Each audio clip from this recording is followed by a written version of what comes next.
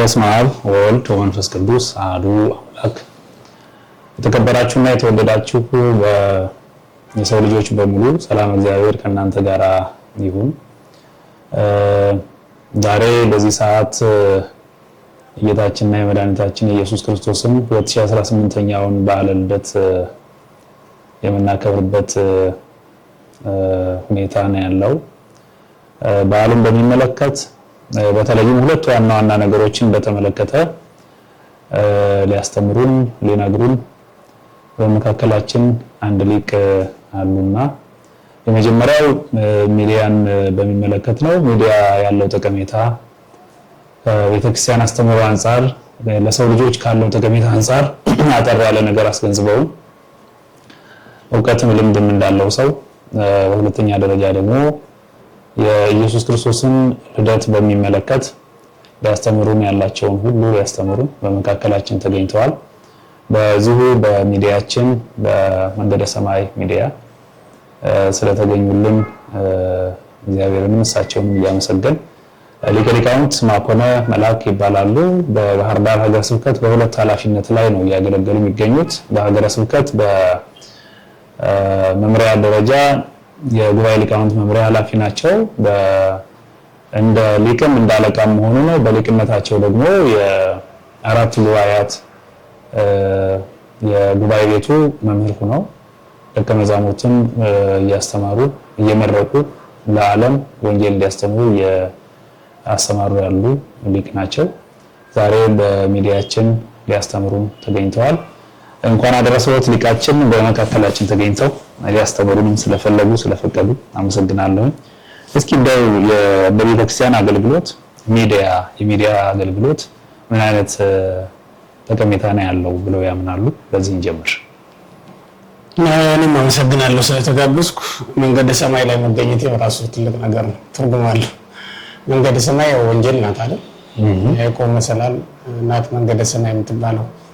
ሰው በክርስቶስ አምኖ ከተጠመቀ በኋላ የሰማይ መንገደኛ ነው እና እንግዲህ መንገደ ሰማይ ተብሎ መሰየሙ ሚዲያው ነፍሳትን ወደ እግዚአብሔር መንግስት ለማግባት የሚያስችሉ ቃላት፣ መልእክቶች ቢተላለፉበት ለማለት ይመስለኛል። ሚዲያን በተመለከተ እኔ ያለኝ ግንዛቤ በዚህ ዘመን መንፈስ ቅዱስ በየትኛውም መንገድ ሊሰራ ይችላል። ሆኖም በዚህ ዘመን ልንጠቀምበት የእግዚአብሔር መልእክት ልናዳርስበት ዳር እስከ ዳር ወንጌል ባልተዳረሰበት ቦታ ሁሉ የእግዚአብሔር መልእክት ማድረስ የምንችለው በሚዲያ ይመስለኛል። በዚህ ዘመን እግዚአብሔር የፈቀደልን ይህን ከሆነ እንደ አባቶቻችን ዘመን እነሱ በፈቀደላቸው መንገድ ነው ያስተማሩት። በቃል ያስተማሩ አሉ፣ በመጽሐፍ ያስተማሩ አሉ። በመርከብ በባህር ተሻግረው በየብሱም በእግር ተጉዘው ያስተማሩ አሉ። እኛ ደግሞ የብሱንም ባህሩንም ሳናቋርጥ ባለንበት ስፍራ ሆነን ሚዲያውን ተጠቅመን ማስተማር እንችላለን። ስለዚህ እኔ ጠቅለል ባለ መንገድ ስለ ሁለት ነገር ሚዲያ የግድ አስፈላጊ ሆኖ ይታየኛል። አንደኛው በፍጥነት ቃሉን ማድረስ ይቻል ዘንድ ነው። ሐዋርያው ቅዱስ ጳውሎስ ስለምን ጸልዩ ከመ ይሩጽ ቃለ እግዚአብሔር አይደል የነበረው? የእግዚአብሔር ቃል ለሁሉ እንዲዳረስ ጸልዩ ነው የነበረው ጸሎቱ እና ለሌሎችም ያሳስበው እሱን ነው። ምናልባትም ያ ጸሎት ደርሶልን ተሰምቶልን እስከሆነ ዛሬ በአንድ ጊዜ በአንድ ቦታ ሆነን የምናስተላልፈው ቃል በመላው ዓለም ለሚኖሩ ምዕመናን እንዲደርስላቸው የሆነው ምናልባት በዛ ምክንያት እስከሆነ በዚህ ምክንያት እኔ አሁን አንዳንድ ሰዎች እንደሚሉት ለቤተክርስቲያን አገልጋዮች ሚዲያ እንደው በሚዲያ ራሴን ጀምሮ ማለት ነው ራሴን ጨምሮ ወደ ሚዲያ መቅረብ በጣም ነው የምፈራ የነበረው። አስፈላጊ ነው ብዬም አላምንም ነበር ለራሴ በተለይ ማለት ነው። ያንን ማላደረገው ለምንድን ነው? ከኔ የሚበልጡ መምህራን ስላሉ ነው። ቤተክርስቲያኒቱን ስለማውቃት ነው። በጣም ብዙ ሰዎች ስላሉ ነው እንደዛም አደርገው። አሁን መቼስ የወርቅና የእንቁ የአልማዝ ጌጥ ያደረጉ ሰዎች መካከል የቆርቆሮና ከነሐስ የተሰራም ጌጥ አድርገህ ብትገኝ መናቅ ነው አይደል?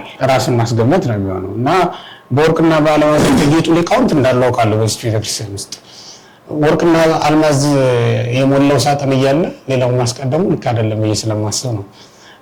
ምናልባትም የቀመሰ ሰው በኋላ ቆይቶ ደግሞ ያንን የቆየውን መልካሙን የወይን ጠጅ ቆይቶ የቀመሰው እንደሆነ ይሄኛው ለምን ዘገየ ብሎ ሊቆጣኝ ይችላል። አንተ በመኖርን ያዘገይህ መባል አልፈልግም እና ለዛ ይመስለኛል እንደዛ ምለው። ግን ያው ሊቃውንቱ ደግሞ እንደምታውቀው ለሚዲያ ቅርብ አይደለም የኛ መምህራን ብዙ ጊዜ እና ከዚህ የተነሳኛ ብቅ ማለት ጀመረ። ግን በዋናነት የገፋኝ ምክንያት ስነግርህ ሌላ ጊዜ ተናግሬ ማውቅ አይመስለኝም። አሁን በትኩረት የጉባኤ ኤክሌሲያ ላይ መስራት የጀመርኩት ከአብይ ጾም ጀምሮ ነው። ዘወረደ አንዱ ብዬ 9ኛ ወር እንደዚህ አካባቢ ይመስለኛል። እንግዲህ በደንብ በተከታታይ መልቀቅ ከጀመርን ማለት ነው። የጀመርን እንደዛ በተከታታይ ትኩረት ሰጥቼ የቀጠልኩት በጣም ብዙ ሰዎች ያንን ሰምተው ንስሐ ለመግባት የንስሐ አባት ለመያዝ ከሌላ ሀገር ቤተክርስቲያን በሌለችበት አካባቢ ማለት ነው ይደውሉልኝ ነበር። እነዚያ ሰዎች ትኩረቴን ሳቡት። በቃ ሚዲያ ለካ ይሄን ያህል ስራ ይሰራል እንዴ ወደሚል ሀሳብ እንድቀይር አድርጎኛል ማለት ነው። እንዴ አንድ ነፍስ ለማዳን ስንት ነገር ይደረግ የለም እንዴ? አንድ ሰው ለማዳን እኮ አውራት ሌላ ሀገር ይሄዳል። እንደዛ ከሆነ እኛ እዚህ ሆነን አንድ ሰው የንስሐ አባት እንዲሆን ማድረግ ከቻልኩ፣ አንድ ሰው ከኃጢአት ማውጣት ከቻልኩ ቀላል ነገር አይደለም ለእኔና ስለዚህ ሚዲያ በጣም አስፈላጊ መሆኑ አንዱ ካመንኩባቸው ነገሮች ነው። ሁለተኛው ምክንያት ግን አሁን በሚዲያ እየጠፋ ያለ ዓለም ውስጥ ነው የምንገኘው። ሚዲያ አሁን አጥፊ ሆኗል። አብዛኛው ሰው የሚጠፋው በሚዲያ ነው። ሚዲያ ላይ ተምረው ሃይማኖታቸውን የሚለውጡ አሉ። ሚዲያ ላይ ተምረው ሃይማኖታቸውን የሚያውቁም ደግሞ አሉ። ስለዚህ እግዚአብሔርን ለመካድ እግዚአብሔርን ለመውደድ ምክንያት የሚሆን ከሆነ ሚዲያ እንደውም ማንሰራበት ያውም በቀላሉ በእጃችን ላይ ባለ ነገር ማለት ነው። አሁን እኮ እንደ ቀድሞ ሚዲያ ወይም አንድ ትልቅ ቴሌቪዥን ድርጅት ማቋቋም አይጠበቅብንም። እጃችን ላይ ባለው ስልክ ብቻ ቀርጸን የእግዚአብሔርን ቃል ማስተላለፍ ብንችል በቀላሉ እንትን ማድረግ እንችላለን ማለት ነው። እና እንትና ማናቸው ዶክተር እንኳን ምን ይላሉ መሰለህ ሰውን ቤት አርጅቷል ብለህ አትንቀፍበት ይላሉ። ከቻልክ አጠገቡ ሂድና አዲስ ቤት ስራ። ያን ጊዜ እሱ ራሱ አሮጌ ነው ብሎ ያፈርሰዋል ማለት ነው እንግዲህ በሌላው። ስለዚህ ለምንድን ነው በሚዲያ የጠፋውን ዓለም ለምን ምን ያቅፈው ብለን በሚዲያ ስትመለከቱ እያላችሁ እንዲያን ከምን ነቀፍ የእግዚአብሔርን ቃል በሚዲያ ላይ ብናቀር ሰው የመረጠውን ያደርጋል። ከዛ በኋላ እንደዛ እኮ ነው። አንድ ከተማ ላይ እኮ ቤተክርስቲያን ብቻ ይሰራል። መንግስት እንደዛ ይፈቅዳል፣ መዝናኛ ስፍራም ይፈቅዳል። ስለዚህ ሰው ወደደው ላይ ነው የሚሄደው። ቤተክርስቲያኒቱ ግን ምንድነው የሚጠበቅባት? መዝናኛው ስፍራውን አፍርሱልኝ አይደለም ማለት ያለባት። አገልግሎቷን በሚገባው ስፍራ በሚገባው ጊዜ አገልግሎቷን መስጠት መቻል ነው። በሯን ክፍት አድርጋ ትጠብቃለች። የወደዱት ይገባሉ፣ ይቀደሳሉ ማለት ነው። በዛ መንገድ ነው አሁን ይሄ ሚዲያም እየቀረበ ያለው በዛ መንገድ ነው። በሚዲያ የሚጠፋውን ትውልድ አይተነዋል። ለዛስ መድኃኒቱ በራሱ በሚዲያ በኩል መምጣት የለበትም ብዬ ስለማምን ነው ሚዲያ በጣም አስፈላጊ ነው ብዬ ማስብ። ክብር ይስጥልኝ ሊቀ ሊቃውንት። ጠቅለል ባለ መንገድ ግን ጥቅል ይዘት አለኝ ምለው አለኝ ካሉ ማለትና ማስተላለፍ ይችላሉ። እንግዲህ የመንገደ ሰማይ ዩቲዩብ ተከታታዮች በዚህ ሚዲያ ስላገኟችሁ እጅግ በጣም ደስ ብሎኛል። ታላቁ መምህራችን መላከ ምሕረት ግሩም አለነ አበረታቷቸው። ላይክ፣ ሼር፣ ሰብስክራይብ በማድረግም ይህ ሚዲያ ማስፋፋት ይገባል። ትልቅ አውደ ምሕረት ነው። እንደ አውደ ምሕረት ቁጠሩት። በነገራችን ላይ ቀደም አውት ኦፍ ሪከርድ ከቀረጻው በፊት እያወሩኝ ነበርና ካለው ነባራዊ ሁኔታ በመነሳት ስናወራ አንዳንድ ነገሮች እንደ ልቤ ማገልገል ያልቻልኩበት ዘመን ነው። በዚህ ከፍቶኛል ብለውኛል። ያ ማለት በገጠር ሰንበት ትምህርት ቤቶችን ማቋቋም እና ስብከተ ወንጌል ማስፋፋት አንዱ ህልማቸው እንደነበረ አውቃለሁ። ወደ ሰሜን ጎጃም ሀገረ ስብከት ሲመደቡ ለዛ ነው ወደዛ ሄዱት። ባህር ዳር ከተማ ብቻ ናት እና ብዙ እኔን ጨምሮ ብዙ ሰዎች አለን እዚህ። ያ ማለት ብንሰራ በጣም ብዙ ስራ መስራት እንችል ነበር፣ ግን የሚሰሩ አሉ፣ ግን እንደኔ ደግሞ የማይሰሩም አሉ። ቁጥራችን የማንሰራቸው ስለምንበዛ ስራው ብዙ አልሄደምና ወደዛም ሲሄዱ አንዱ ህልማቸው በገጠሪቱ ቤተክርስቲያን ስብከተ ወንጌልን ማስፋፋት ማዳረስ የሚል ነበረ። እንደ ልብ ትራንስፖርቴሽኑ ምቹ አይደለም። መንገዶቹ ወጥቶ ገብቶ ለማገልገል ነፃነት ብዙ የላቸውም። በዚህ ምክንያት የፈለኩትን ያህል ያገለገልኩ አይደለም።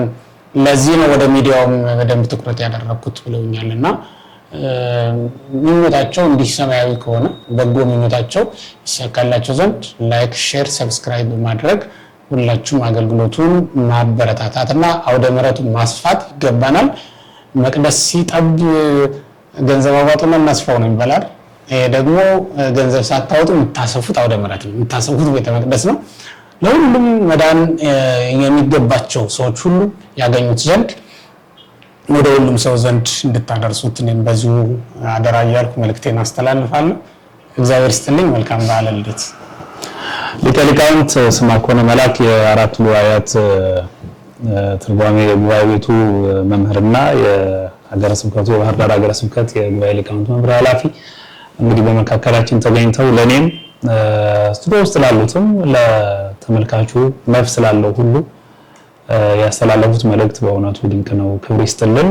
የልደትን በዓልም ሌሎቹንም በሚመለከት ለኛ ጽድቅ ይሆናል ያሉትን ሁሉ ነው የነገሩን።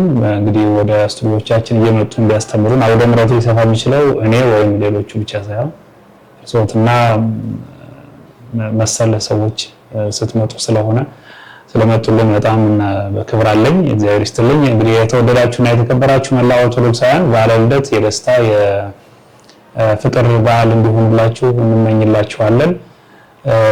ከሊቁም የሰማነው ከእኔም የሰማችሁት በጎ ምኞት ለእናንተ ይሁን እላለሁ። እግዚአብሔር ከሁላችን ጋር ይሁን። መልካም በዓል ይሁንላችሁ።